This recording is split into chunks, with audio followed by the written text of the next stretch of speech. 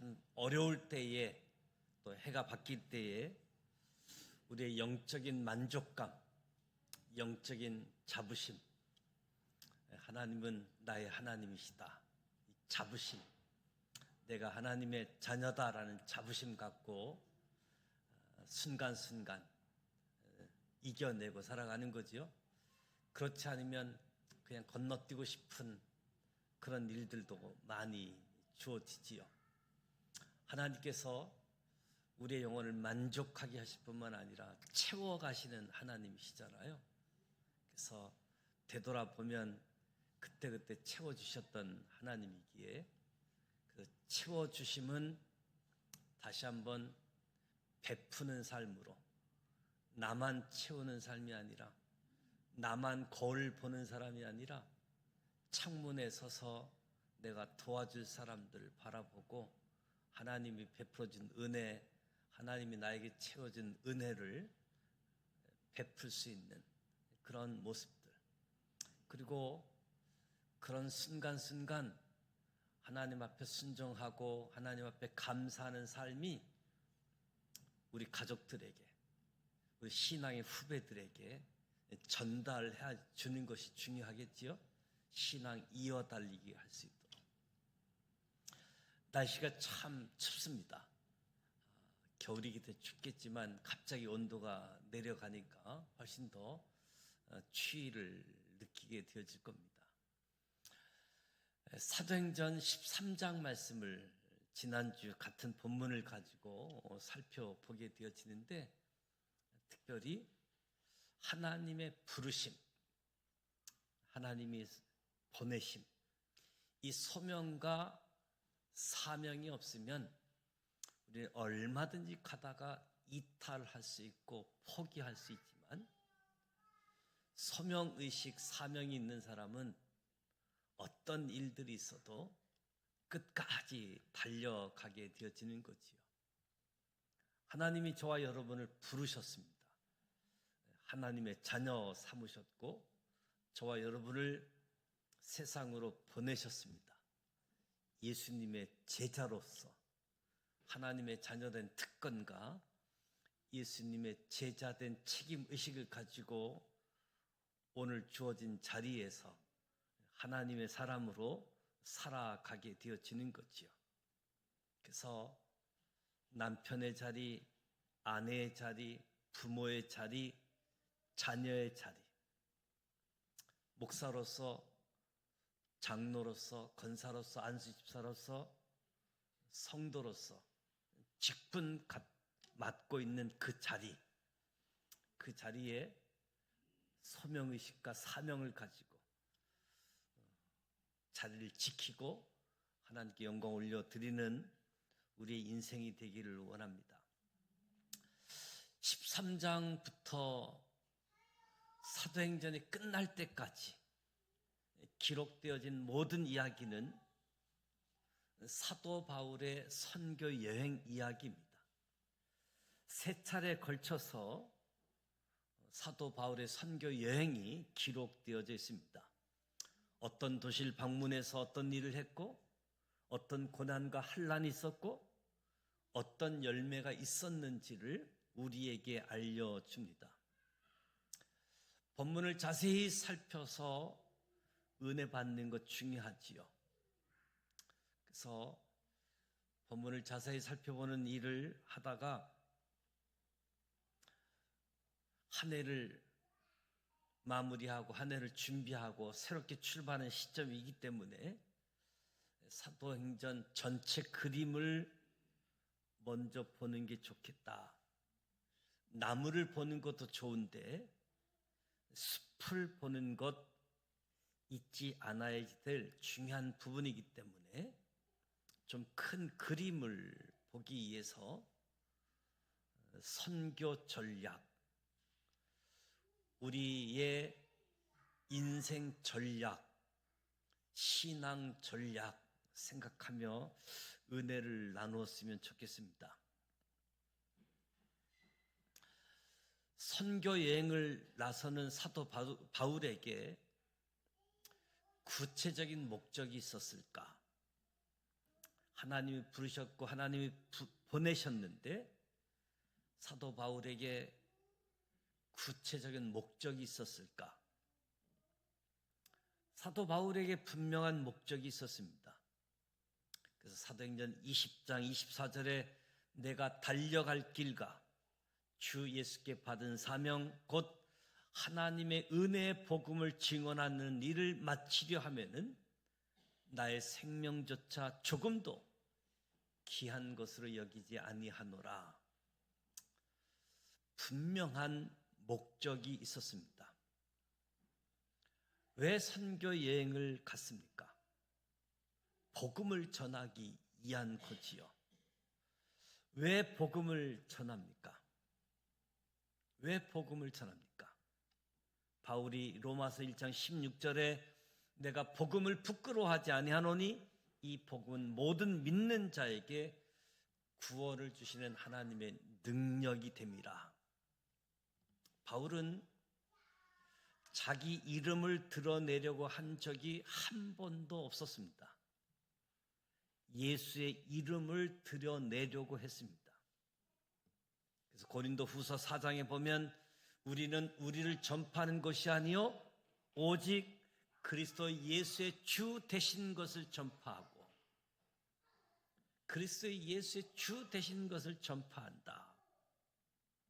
빌립보서 1장 20절에는 나의 간절한 기대와 소망을 따라 아무 일에든지 부끄러워하지 아니하고 지금도 전과 같이 온전히 담대하여 살든지 죽든지 내 몸에서 그리스도가 존귀하게 되게 하려 하나니 이는 내게 사는 것이 그리스도니 죽는 것도 유익함이라. 사도 바울의 목표는 바울의 분명한 소망은 복음이 전파되는 것이었습니다. 자기 이름이 아니라 그리스도의 이름이 존귀하게 되어지는 것. 저와 여러분의 인생도 2025년도를 보내고 2026년도를 새롭게 시작하는 저와 여러분에게도 인생에 분명한 목적이 있기를 원합니다. 각각 부름받은 자리에서 복음 전하는 사람으로 살아가시기 바랍니다. 자기 이름 날리기 위해서가 아니라 예수 그리스도의 이름이 존귀히 되기 위해서 그렇게 살아가시기 바랍니다. 또 하나 생각할 것은 바울은 복음을 전하기 위한 분명한 목적을 가지고 살았는데 그가 선교 여행을 떠나기 전 전략을 가지고 있었을까? 분명한 전략이 있었음을 보게 되어집니다. 사도행전 13장부터 선교 여행 그 복음 전한 이야기를 보게 되어지면 바울의 선교 전략을 보게 되어지죠. 첫 번째, 성령의 인도하심을 성령의 이끄심을 따라 사도 바울의 가장 중요한 전략은 다른 것이 아니라 성령의 인도하심을 따르는 것이었습니다. 처음 부름 받았을 때에도 성령의 부르심이 있었고 성령의 보내심이 있었잖아요. 바울은 어디를 가든지 성령의 인도하심에 민감하려고 했습니다. 그래서 구체적으로 사도행전 16장에 성령께서 아시아에서 복음을 전하게 하지 못하게 하는 것을 느낀 거예요. 아시아에서 복음을 전하지 못하도록 성령이 막으시는구나. 이거를 바울이 느낀 거죠. 그것은 항상 하나님의 인도하심, 성령의 인도하심을 받으려고 하니까 그런 느낌을 받게 되어지는 거죠. 고린도전서 2장에도 보면 내 말과 내 전도함이 설득력 있는 지혜 말로 하지 아니하고 다만 성령의 나타나심과 능력으로 하여 늘 성령의 인도하심을 따라. 그래서 순간순간 성령 인도하심을 받으려고 민감하게 하나님을 바라보았다. 언제나 성령의 역사를 구했습니다. 그래서 사도행전에 가장 많이 나오는 단어가 성령이지요. 사도행전이라고도 하고 성령행전이라고도 부르게 되어지는데 성령님을 의지했다. 그러면 성령님을 의지하니까 뭐 계획 세우지 않고 그냥 살면 되는가? 대충 하면 되는가? 성령 의지하니까. 그런데 구체적인 계획은 세우지 않았습니다. 한 지역에서 내가 얼마를 머물지 정하지는 않았던 것 같습니다. 고린도에서는 18개월 동안 머물렀고 에베소서에는 3년 동안 머문 것 같았고, 특별히 여기서 얼마 동안 머물러야 되겠다 계획 세우지 않고 그냥 하나님께서 허락하는 시간만큼 그곳에서 머물렀음을 보게 되어집니다. 저와 여러분도 성령의 이끄심, 인도하심을 따르는 것이 인생의 전략으로. 그래서 우리는 함부로 이야기할 필요가 없는 거지요. 아침마다 주님의 인도하심을 구하고, 그래서 제일 먼저 하루 일과가 기도하는 일로 출발하는 거지요. 주님이 나를 이끄셔서 오늘 하루도 주님 인도하심을 따라가길 원합니다. 이것이 저와 여러분의 인생의 전략이 되기를 축복합니다. 두 번째, 사도 바울은 성령 인도하심이라고 하는 가장 큰 전략을 갖고 있었지만 그렇다고 아무것도 안 한 것은 아니었습니다. 바울의 세 차례 전도 여행 여정을 보게 되어지면 선교 연구하는 사람들이 바울이 성령의 인도함을 받는다고 해서 아무 계획 없이 무작정 길을 떠나 그냥 발길 닿는 대로 아무데나 간 것은 아니다. 바울이 특별히 가서 복음을 전한 것을 분석해 보았더니 하나의 특징이 있는데 다 대도시였다는 거예요. 그 지역에서 가장 큰 도시를 꼭 방문했구나 하는 것을 알게 되어진 거지요. 마게도냐 지방에 가서는 제일 큰 도시 데살로니가에 가서 복음을 전했고, 아가야 지방에서는 제일 번성했던 도시 고린도 지역에 가서 복음을 전했고, 소아시아 지방에서는 가장 큰 도시였던 에베소에 가서 복음을 전했고, 사도 바울이 들렸던 대다수의 도시가 육로, 해로를 쉽게 접근할 수 있는 교통의 요지, 교통의 중심지, 교통, 상업, 문화, 종교 중심지, 수많은 사람들이 왕래하는 인구 유동성이 큰 대도시를 선별해서 그 중심지에다가 복음을 전하고 교회를 세워서 그 주변에 복음이 빨리 전파되기를 기대했던, 그러니까 바울은 성령의 인도하심, 이끄심을 구하면서 동시에 하나님께서 내게 주신 이성의 지혜를 사용했다 하는 것을 보게 되어지는 거지요. 우리에게 준 지혜를 가지고 어떻게 하면 복음을 더 효과적으로, 더 효율적으로 전할 수 있을까 생각하다가 사람이 많이 모이는 대도시에 가서 복음을 전했다. 그래서 바울은 분명한 전략을 가지고 전도했다. 저와 여러분도 우리의 인생에 적용하게 되어질 때 저와 여러분도 복음 들고 평생 살아야 되잖아요. 평생 성령님의 인도함을 구해야지 되잖아요. 그러나 우리에게 지혜가 필요합니다. 무대뽀로가 아니라 바울처럼 지혜롭게 복음을 전해야 된다.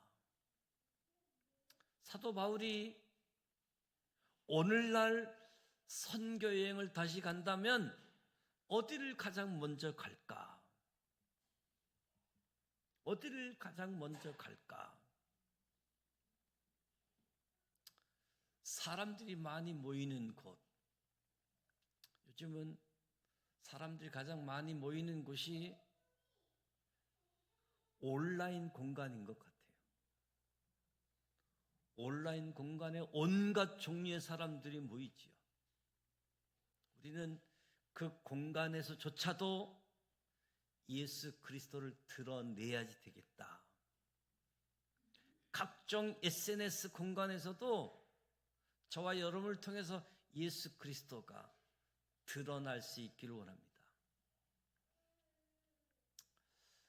바울의 세 번째 구체적인 전략은 5절 살라미에 이르러 하나님의 말씀을 유대인의 여러 해당에서 전합니다. 성령의 인도하심을 구하고 사람들이 많이 모이는 대도시에 가서 유대인 해당을 찾아갔습니다. 비시디아 안디옥에서 안식일에 해당에 들어갔다. 이고니온에서도 유대인의 해당에 들어갔다. 가는 곳곳마다 유대인 해당이 있는데 그 해당에 가서 복음을 전하게 되어집니다. 데살로니가, 베레아, 고린도, 에베소 가는 곳마다 유대인 해당에 들러서 복음 전함을 보게 되어집니다. 바울에게 분명한 전략이 있었던 거지요. 성령의 인도하심을 받고 사람들이 많이 모이는 곳에 가되 유대인의 해당에 먼저 가는 것이 전략이었습니다. 왜 유대인 해당으로 먼저 갔을까요? 바울은 이방인의 사도로 부름받기는 했지만 바울은 자기 민족을 사랑했던 사람이지요. 바울이 고백하기를 나의 형제 곧 고륙의 친척을 위해서 내 자신이 저주를 받아 그리스도에게서 끊어질지라도 나의 형제 고륙 친척이 주님을 만나길 원한다. 그들이 구원을 위해서 바울이 유대인들을, 자기 동족을 너무너무 사랑했습니다. 그래서 그곳에서 먼저 복음을 전하게 되어진 거지요. 우리에게 적용해 본다면 우리는 믿지 않는 사람에게 복음을 전해야 됩니다. 믿지 않는 사람들에게. 그러나 저와 여러분이 가장 먼저 전도해야 될 대상이 있다라고 한다면 사랑하는 가족이어야 되겠지요. 우리 가정에 복음을 먼저 전하는 것이죠. 그런데 이것이 어려워요. 어렵습니다. 어렵다라는 사실을 알고 낙심하지 않았으면 좋겠어요. 가족에게 복음 전한다는 것이 결코 쉽지가 않습니다. 사도 바울도 어려웠어요. 이방인들에게 복음을 전할 때는 열매가 있었는데 유대인들에게는 많은 열매가 없었습니다. 유대인들의 해당에 가는데 환영받지 못했습니다. 많은 환난을 당했습니다. 고린도후서 11장에 보면 바울이 선교 여행하면서 자기가 당한 고난의 목록을 쭉 나열해 놓기도 하지요. 수많은 환난들이 있었습니다. 40에 하나 감한 매를 5번이나 맞았다. 유대인들에게, 저와 여러분이 가족들에게 복음을 전할 때 가족들이 복음을 쉽게 받아들이지 않습니다. 남편, 시댁, 식구들 복음 전한다고 핍박한다 할지라도 쉽게 포기하지 마시고, 고난 받으면 그것이 사랑의 흔적으로 알고 가족들에게 복음을 전하자. 가족에게 복음 전하는 일을 포기해서는 안 된다. 네 번째 사도 바울의 전략은 바울이라고 하는 사울이, 바울이라고 하는 사울이라고 하는 이름으로 성경에 계속 소개되고 있는데 바울이라는 이름이 처음 등장하는 지점이 이 사도행전 13장 9절입니다. 사울이 첫 번째 선교 여행을 하면서 자기 이름을 바울로 사용하기 시작합니다. 바울은 유대인이면서 다소 사람으로 헬라파 유대인이지요. 다소 로마가 세계를 지배하던 시대에 살았던 디아스포라이지요. 부모가 베냐민 지파였고 베냐민 지파가 배출한 최고의 영웅이 있다라고 한다면 이스라엘 초대 왕 사울이지요. 그래서 부모님이 우리 아들은 사울과 같은 인물이 되기를 원하는 마음에서 유대식 히브리식 이름으로 사울이라고 이름을 줘준 거지요. 또 하나는 로마 시대에 살았기 때문에 로마식의 이름을 지어줬는데 그 이름이 바울인 거지요. 바울은 처음부터 사울이라고 하는 이름, 바울이라고 하는 이름을 가지고 있었는데 계속해서 사울이라는 이름만 써왔습니다. 다소에서 예루살렘으로 유학을 오게 되지요. 이스라엘에서 살게 되어지니까 유학 가서 가물리안 문화에서 공부했고 이스라엘에서 출세하고자 예루살렘에 유학 가서 살았던, 그래서 사울이라는 이름을 썼던 거지요. 그런데 선교사가 되고 로마가 지배하는 세계를 다니기 시작하면서 이제 로마식의 이름 바울로 사용했다라고 분석하게 되어지는 거지요. 사람들에게 더 다가가기 쉬운 모습으로 이름뿐만이 아니라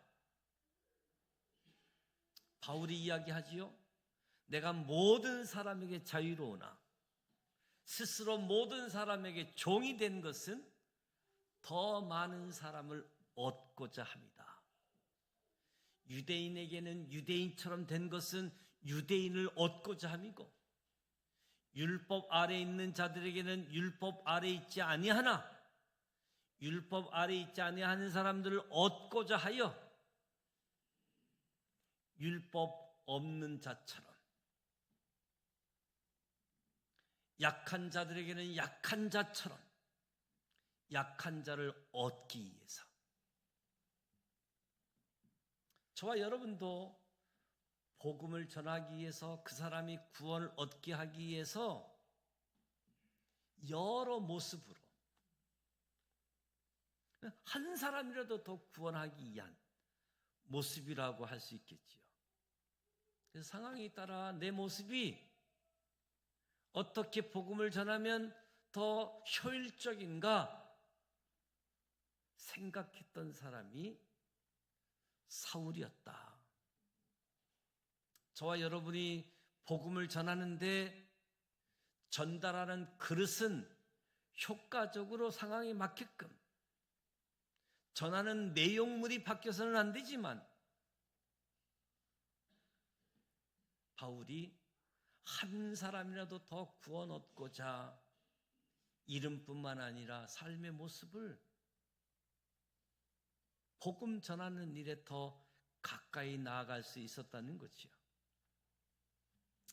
마지막으로 한 가지 더 생각해 보고 싶은 것은, 바울의 선교 전략은 동역이었습니다. 동역, 함께한 것. 사도 바울은 선교여행이 끝날 때까지 단 한 번도 혼자 사역한 적이 없습니다. 늘 함께 일했던 거지요. 우리가 사도행전 15장에 보면 슬프게도 바나바와 사울과 심히 싸우는 장면이 있잖아요. 1차 전도 여행 때 함께 갔다가 이탈했던 마가 요한을 다시 데리고 가자는 바나바의 제언에 바울은 안 된다고, 이것 때문에 다투는데 심히 다투고 갈라지기까지 하지요. 바나바는 자기 조카니까 마가 요한에게 한 번 더 기회를 주고 싶었던 거고, 사도 바울은 선교하다가 도망간 자이니까 안 된다고. 그 갈라섰는데, 그때도 바울은 실라라는 동역자를 데리고 2차 선교여행을 갑니다. 사도 바울이 혼자 사역하지 않습니다. 바울의 사역에는 수많은 동역자들이 있었습니다. 그래서 로마서 마지막 장에 보면 바울의 동역자의 이름 26명의 이름이 거론되면서 문안한다고 하잖아요. 성령님의 인도하심을 구하고 성령님 따라 산다라고 할지라도 독불장군으로 살아서는 안 되겠다. 동역자가 있어야 된다는 거지요. 그것이 사도 바울의 선교 전략입니다. 오늘 저와 여러분이 살아가는 삶의 자리, 신앙의 자리, 동역자가 있습니까?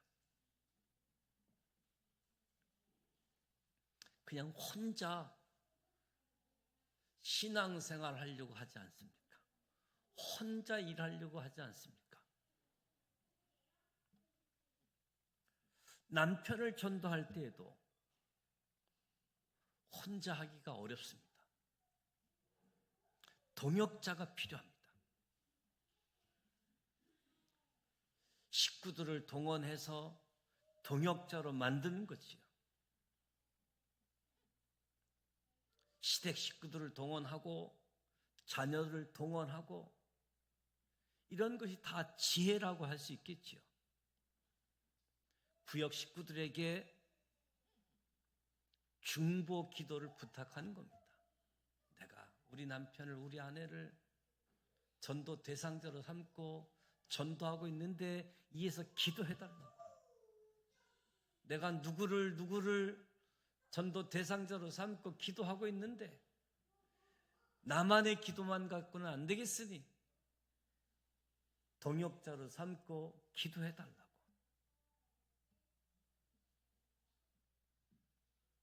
주님의 일 혼자 할 수 없습니다. 할 수 없습니다. 교회도 여러 교역자분들이 계시는 이유는 동역하기 위해서. 교회 여러 직분자가 세워지는 것은 다 함께 일하기 위해서. 무엇보다도 저와 여러분의 인생에 있어서, 저와 여러분의 신앙의 자리에 있어서 여러 동역자들이 함께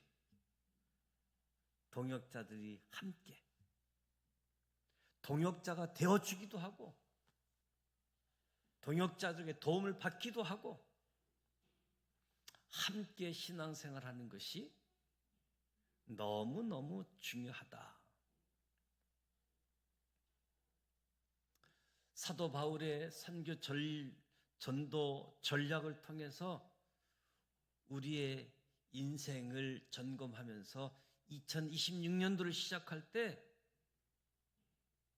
분명한 목적을 가지고 복음 전하는 삶, 하나님께 영광을 올려드리는 삶, 이 목적, 모든 믿는 자에게 구원을 주시는 하나님의 능력이 되는 복음을 전하는 이 분명한 목적, 내 이름이 아니라 그리스도의 이름이 존귀케 되기를 원하는 마음으로 저와 여러분이 출발하십시다. 성령의 인도하심을 구하고 주께서 허락하시는 그 시간까지 성령의 인도하심을 구하고 어떻게 하면 더 효과적으로 복음을 전할 수 있을까? 많은 곳에 유대인의 해당에 먼저 가서 사랑하는 친족들에게 복음을 전하면서 끝없는 사랑을 표현했습니다. 저와 여러분도 다시 우리 가족들에게 복음 전하는 일, 그것을 위해서 다시 기도하기를 원합니다. 복음은 교회 나왔을 때 그때만 필요한 것이 아니라 천국 가기 직전까지도, 아니 천국 가는 순간까지도 복음이 필요한 거지요. 계속해서 복음을 전하고 계속해서 복음을 들려주고 복음으로 살아갈 수 있도록 25년도 시작하면서 혼자가 아니라 함께하는 일, 동역하는 이 일, 구경꾼이 아니라 동역자가 되시기를, 동역자를 구하시기를 축복합니다. 동역하는데 가끔 서로 워낙 다르니까 다툼, 갈등, 함께하지 않으면 서로 차이점을 몰라서 좋게 지낼 수 있겠지요. 그런데 이 차이점이 가까이 하면 금방 드러나잖아요. 생각도 다르고 뭐도 다르고 그래서 오히려 함께하는 게 불편하고 더 가까이 했다가는 싸움까지 번지고, 신앙생활을 하다 보면 우리 성도님들 가운데도 누구하고 가깝다가 또 이렇게 충돌이 생겨서 좀 거리감을 뒀다가 이게 막 반복되어지는 모습들. 그러면서 우리의 각자의 모관한 성품들이 다듬어지고 성숙해지는 건데, 어떤 분은 그것 때문에, 그 갈등 때문에 교회를 떠나게 되어지는, 해결책이 교회를 떠나는, 교회를 안 나오는, 그 인생은 그 문제가 어느 곳에 가든지 만나게 되어지는 거죠. 문제는 해결하고 극복하라고 주어지는 문제이지 피해가고 도망가라고 하는 것이 아니기 때문에 갈등이 있을지라도 동역자로 함께 주의 일을 하고 주께 영광 올려드릴 수 있도록 생각 다르고 방법 다르고 이것은 계속해서 서로 이야기하고 나누고 기도하고 성령의 인도하심 따라 나아가는 그런 은혜가 우리 모두에게 주어지길 축복합니다. 그래서 여기서부터 출발해서 주님 나라 가는 그날까지 달려갈 길을 다 성령의 인도하심 따라 하나님이 내게 주신 지혜를 가지고 효과적으로 복음을 전하는, 함께 동역하면서 살아가는 우리 모두가 되시기를 주님의 이름으로 축복합니다.